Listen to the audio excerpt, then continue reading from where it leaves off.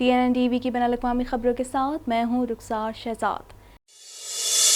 Canadian وزیر اعظم Justin Trudeau نے جمعرات کو صحافیوں سے بات چیت کرتے ہوئے کہا کہ آنے والے ہفتوں میں بہت سے لوگوں کو افغانستان سے نکالنا تقریباً ناممکن ہو جائے گا۔ مزید جانتے ہیں اس رپورٹ میں۔ کینیڈا نے کابل میں پھنسے افراد کے انخلا کے لیے ملٹری فلائٹ آپریشن بحال کرنے کا اعلان کر دیا۔ وزیر اعظم جسٹن ٹروڈو کہتے ہیں 2 فوجی طیاروں کی مدد سے کابل میں پھنسے افراد کو نکالا جائے گا۔ انخلا کے لیے کینیڈین فوجی کابل میں موجود ہیں۔ وزیر اعظم جسٹن ٹروڈو نے جمعرات کو صحافیوں سے بات چیت کرتے ہوئے کہا ہے کہ آنے والے ہفتوں میں بہت سے لوگوں کو افغانستان سے نکالنا تقریباً ناممکن ہو جائے گا، جس کی وجہ یہ ہے کہ طالبان ملک چھوڑنے کے خواہش مند افغانوں کی ایئرپورٹ تک رسائی روکنے کا سلسلہ جاری رکھے ہوئے ہیں۔ ٹروڈو نے صحافیوں سے گفتگو کرتے ہوئے کہا کہ جب تک طالبان اپنا انداز نمایاں طور پر تبدیل نہیں کرتے جس پر عالمی برادری اور کینیڈا کام کر رہے ہیں، بہت سے لوگوں کو باہر نکالنا بہت مشکل ہوگا۔ ابھی حال ہی میں ٹروڈو نے کہا تھا کہ کینیڈا کے 2 طیارے کابل باقاعدگی سے پروازیں کریں گے تاکہ لوگوں کو نکالنے میں مدد مل سکے۔ ٹروڈو نے کہا کہ کینیڈا کے فوجی بھی انخلا کی کوششوں میں بین الاقوامی شراکت داروں کی مدد کے لیے زمین پر پہنچ گئے ہیں۔ جسٹن ٹروڈو نے مزید کہا کہ لوگوں کو باہر نکالنے کے حوالے سے زمینی سطح پر حقیقی چیلنجز اور رکاوٹیں موجود ہیں، حالانکہ ہماری واضح خواہش ہے کہ کینیڈا اور دنیا بھر کے ممالک زیادہ سے زیادہ لوگوں کو محفوظ مقام تک پہنچائیں، لیکن دوسری طرف زمینی صورتحال انتہائی پیچیدہ اور انتہائی مشکل ہے۔ کینیڈین صوبے اونٹیریو کی پروگریسو کنزرویٹو پارٹی PC کی طرف سے اونٹیریو کے رہائشیوں کو بھیجے جانے والے خطوط کے بارے میں جو انوائس کی طرح نظر آتے تھے شدید تنقید کی زد میں آئے اور اس بات پہ معذرت کی ہے۔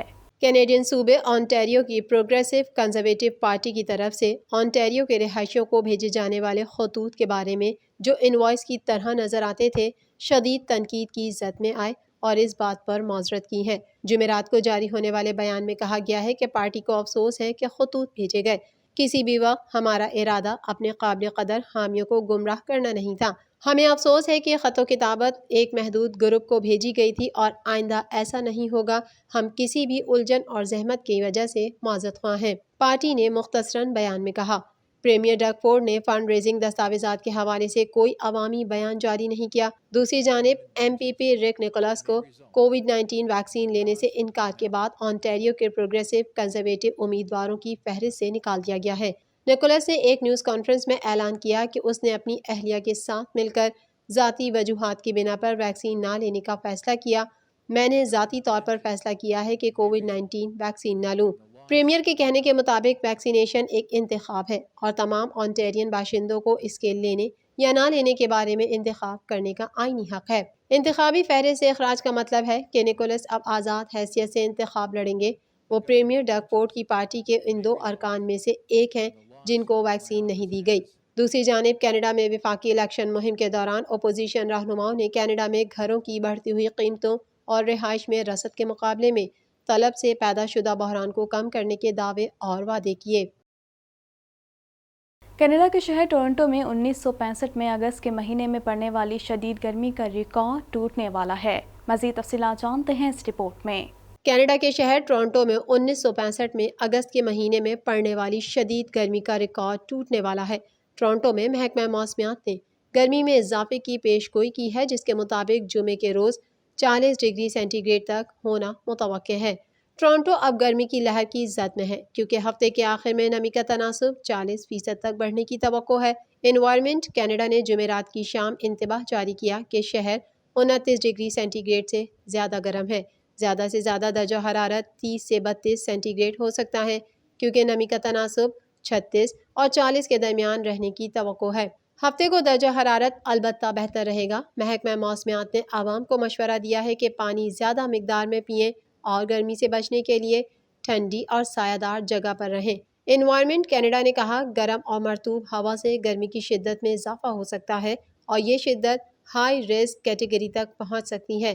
گرمی کی شدت سے سوجن، جلدی درد، بے ہوشی، تھکن اور نڈھال ہو جانا اور ہیٹ اسٹروک وغیرہ جیسے صحت کے مسائل کا سامنا کرنا پڑ سکتا ہے۔ شہریوں کو ہدایت دی گئی ہے کہ وہ کنبے، دوستوں اور پڑوسیوں کو چیک کریں اور اس بات کو یقینی بنائیں کہ وہ ٹھنڈی جگہ پر ہیں اور پانی پی رہے ہیں۔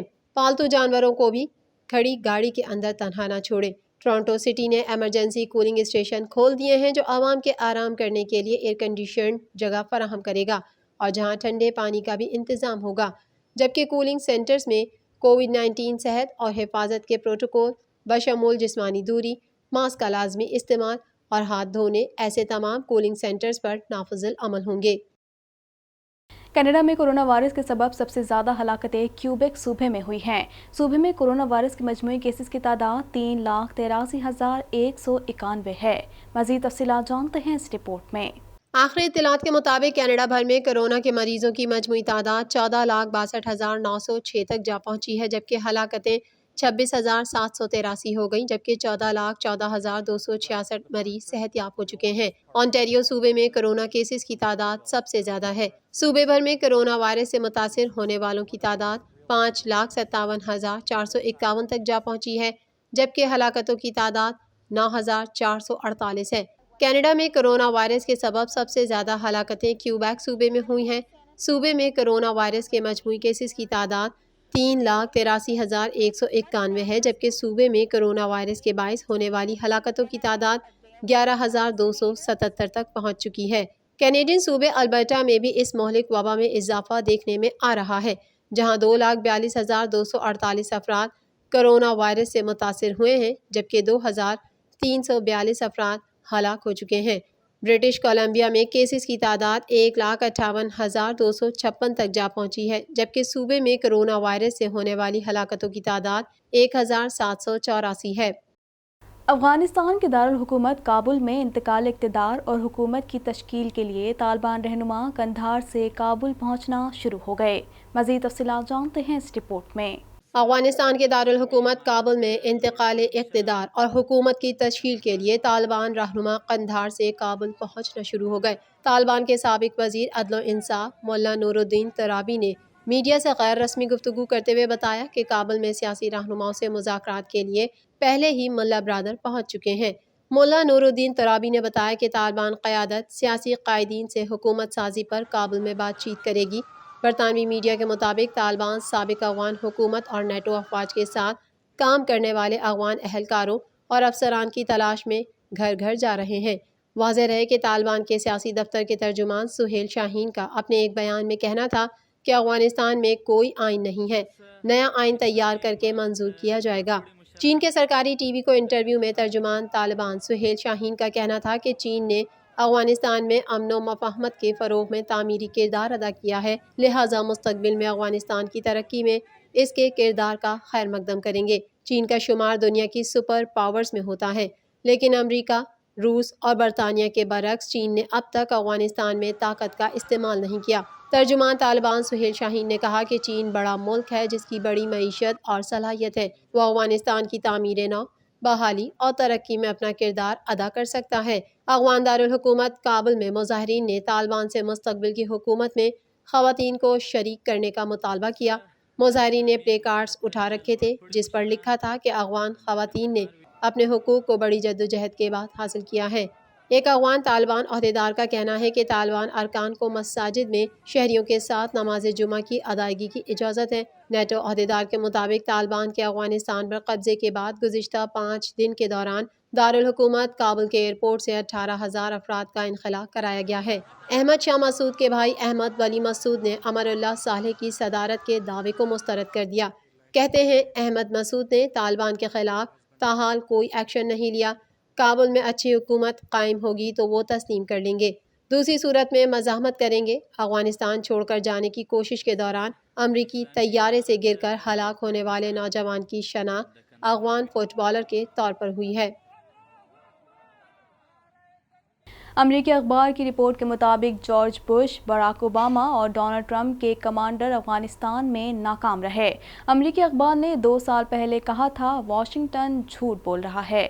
مزید جانتے ہیں اس رپورٹ میں۔ امریکی جریدے وال اسٹریٹ جرنل نے انکشاف کیا ہے کہ امریکی محکمہ خارجہ نے طالبان کے کابل پہ قبضے کے حوالے سے بائیڈن انتظامیہ کو 13 جولائی ہی کو خبردار کر دیا تھا۔ امریکی میڈیا کے مطابق محکمہ خارجہ کی خفیہ کیبل کے ذریعے وزیر خارجہ اینٹونی بلنکن کو بتایا گیا تھا کہ طالبان افغان علاقوں پر تیزی سے قابض ہو رہے ہیں اور بہت جلد کابل بھی ان کے ہاتھ میں آ جائے گا۔ جریدے کے مطابق کابل پر قبضے سے 1 ماہ پہلے بتا دیا گیا تھا کہ طالبان کی پیش قدمی کو افغان فورسز روک نہیں پائیں گے۔ امریکی اخبار واشنگٹن پوسٹ نے افغان جنگ سے متعلق رپورٹ جاری کرتے ہوئے بتایا کہ امریکی حکومت نے افغان جنگ سے متعلق سچ نہیں بتایا۔ واشنگٹن پوسٹ نے رپورٹ جاری کرتے ہوئے بتایا کہ افغانستان میں تعینات 400 امریکیوں نے امریکی پالیسی پر تنقید کی تھی۔ ہم نہیں جانتے کہ افغانستان میں کرنا کیا ہے۔ 978 ارب ڈالر وزارت دفاع، وزارت خارجہ اور USAID نے خرچ کیے۔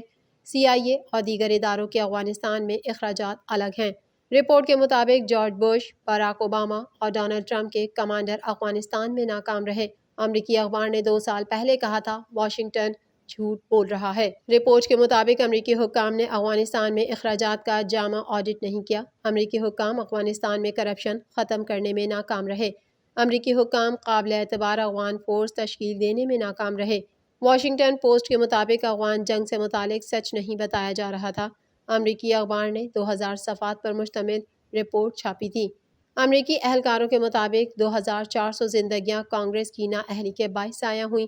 ہم غریب ممالک کو امیر بنانے یا جمہوریت لانے کے لیے حملہ نہیں کرتے، تشدد والے ممالک میں امن کے لیے حملہ کرتے ہیں۔ افغانستان میں ناکام رہے۔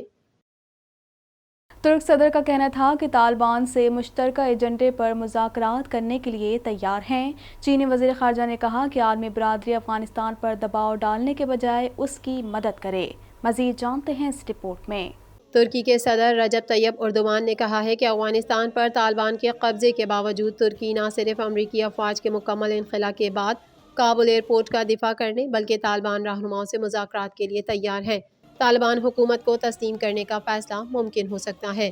اردوان نے کہا کہ طالبان کے اقتدار میں آنے کے بعد افغانستان سے فرار ہونے والے تارکین وطن کی یورپ ذمہ داری لے۔ ہم جب اپنی سرحدیں بند کر دیتے ہیں اور غیر قانونی تارکین وطن کو واپس بھیج دیتے ہیں تو پھر یہ ان پر منحصر ہوتا ہے، وہ جہاں جائیں۔ ترک صدر کا کہنا تھا کہ طالبان سے مشترکہ ایجنڈے پر مذاکرات کرنے کے لیے تیار ہیں۔ چین کے وزیر خارجہ وانگ یی اور برطانوی وزیر خارجہ جو مینکراپ کا ٹیلی فونک رابطہ ہوا ہے۔ اس موقع پر چینی وزیر خارجہ نے کہا کہ عالمی برادری افغانستان پر دباؤ ڈالنے کے بجائے اس کی مدد کرے۔ انہوں نے کہا کہ افغانستان میں صورتحال غیر مستحکم اور غیر یقینی ہے۔ عالمی برادری کی مدد اور حمایت افغانستان میں استحکام لانے میں مددگار ثابت ہوگی۔ روس کا کہنا ہے کہ طالبان تیزی سے امن و امان بحال کر رہے ہیں، جبکہ انہوں نے مذاکرات پر بھی آمادگی ظاہر کی ہے۔ روسی وزارت خارجہ کی ترجمان ماریا زخرفا کا پریس بریفنگ میں کہنا تھا کہ طالبان خواتین کے حقوق اور شہریوں کے مفادات پر غور کے لیے تیار ہیں۔ ایک سوال کے جواب میں ترجمان کا کہنا تھا کہ روسی سفارتی عملے اور شہریوں کو افغانستان سے نکالنے کا کوئی ارادہ نہیں۔ طالبان نے افغانستان پر کنٹرول کے دوران امریکی فوج کی بائیو میٹرک ڈیوائسز کو قبضے میں لے لیا۔ امریکی فوج کو ڈیوائسز میں موجود حساس معلومات طالبان کی جانب سے استعمال کیے جانے کا خدشہ ہے۔ دنیا میں گزشتہ 24 گھنٹوں کے دوران کورونا وائرس کے 7 لاکھ سے زائد نئے کیسز سامنے آئے ہیں، جبکہ 11,500 سے زائد کورونا مریض موت کے منہ میں پہنچ گئے۔ مزید جانتے ہیں اس رپورٹ میں۔ دنیا کا کوئی خطہ کورونا وائرس کی موذی وبا سے محفوظ نہیں۔ اس کے مریضوں اور اس کے باعث اموات میں مسلسل اضافہ جاری ہے۔ دنیا بھر میں گزشتہ 24 گھنٹوں کے دوران کورونا وائرس کے 7 لاکھ سے زائد نئے کیسز سامنے آئے ہیں، جبکہ 11,500 سے زائد کورونا مریض موت کے منہ میں پہنچ گئے۔ دنیا بھر میں کورونا وائرس سے متاثرہ افراد کی تعداد 21,08,54,907 تک جا پہنچی ہے، جبکہ اس موذی وائرس سے اموات 44,17,603 ہو گئیں، جبکہ 18,87,95,923 کورونا مریض صحت یاب ہو چکے ہیں۔ کورونا وائرس کے کیسز اور اس سے اموات کے اعتبار سے 10 سر فہرست ممالک میں 33 کروڑ سے زائد آبادی کا حامل امریکہ تاحال پہلے نمبر پر ہے، جہاں اس وائرس سے اب تک 6,43,112 افراد موت کے منہ میں پہنچ چکے ہیں، جبکہ اس سے بیمار ہونے والوں کی مجموعی تعداد 3,82,31,787 ہو چکی ہے۔ کورونا وائرس کے امریکہ میں 71,98,006 مریض اسپتالوں، قرنطینہ مراکز میں زیر علاج اور گھروں میں آئسولیشن میں ہیں، جن میں سے 21,331 کی حالت تشویشناک ہے، جبکہ 3,03,90,669 کورونا مریض اب تک شفا یاب ہو چکے ہیں۔